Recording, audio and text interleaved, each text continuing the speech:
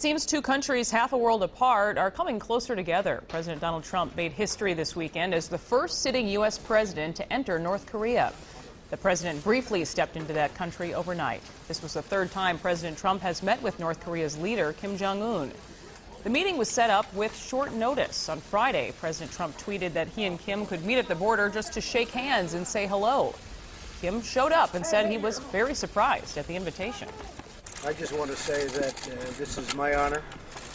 I didn't really expect it. We were in Japan for the G20. We came over and I said, hey, I'm over here. I want to call Chairman Kim.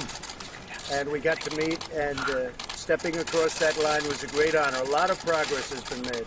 A lot of friendships have been made, and this has been in particular a great friendship. So I just want to thank you. That was very quick notice, and I want to thank you. President Trump and North Korea's leader then had a 50-minute meeting behind closed doors. President Trump said the U.S. and North Korea have designated teams to resume stalled nuclear talks between the nations within weeks. In the meantime, sanctions are still in place on the Asian country. President Trump also said he raised the idea of a Kim visit to Washington, D.C.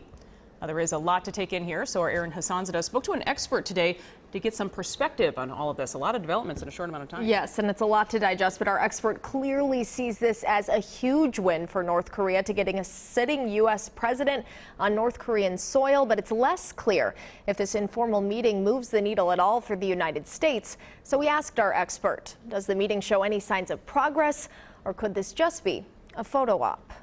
One tweet opened the door for President Donald Trump to make history by stepping into North Korea. It's something that would have been unthinkable, I think, under any other U.S. president, whether Democrat or Republican. Mark Bell, an assistant professor of political science at the University of Minnesota, specializes in U.S. foreign policy and nuclear diplomacy. Talk about historically why sitting U.S. presidents would not go into North Korea and why that has been the precedent for so long. I mean, because technically the countries are still at war. There has been no peace treaty signed. Bell says this is a major accomplishment for North Korea, but it's unclear if the U.S. benefits at all. The problem is that there isn't much progress to sort of pair with these photo opportunities. Senator Amy Klobuchar agrees. He keeps having these summits and meetings that really don't produce anything. There's been a number of them now, and this time, you just can't look at this as going over and talking to your dictator next door and bringing them a hot dish over the fence.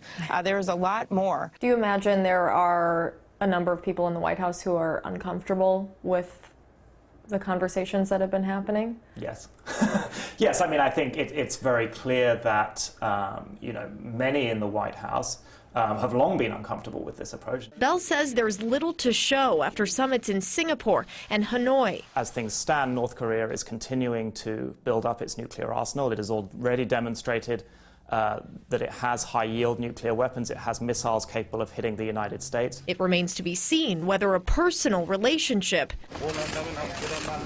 will turn these photo ops into nuclear de-escalation.